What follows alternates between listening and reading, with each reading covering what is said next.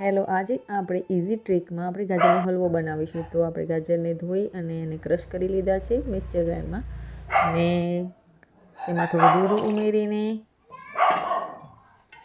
આવી રીતે મિક્સ કરી લેવાનું છે. દૂધ અને ગાજરનું જે બ્લેન્ડ કરેલું હતું તે જોઈ, અને હવે 2 થી 3 વિસલ આપણે મારવાની છે.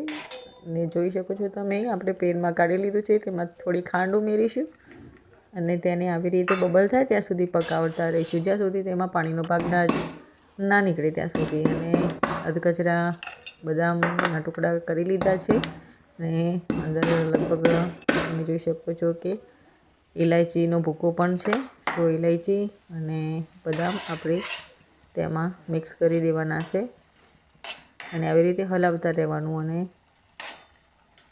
તેમાં એકદમ સરસ સ્મેલ આવી જાય ત્યાં સુધી તેને હલાવવાનું. ઇલાયચીની સ્મેલ આવી ગઈ છે, અને હવે ફાઇનલી આપણો ગાજરનો હલવો રેડી થઈ ચૂક્યો છે. તો ચલો સર્વ કરી લઈએ.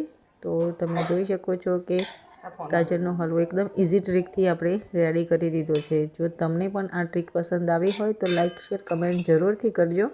અને ભાઈ, ગાજરના હલવાનો કલર તો એકદમ બેસ્ટ છે.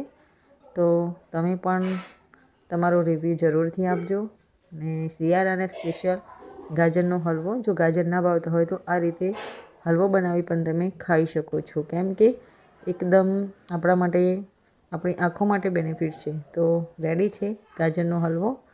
ને લાઇક, શેર, કમેન્ટ જરૂરથી કરજો. Bye bye guys.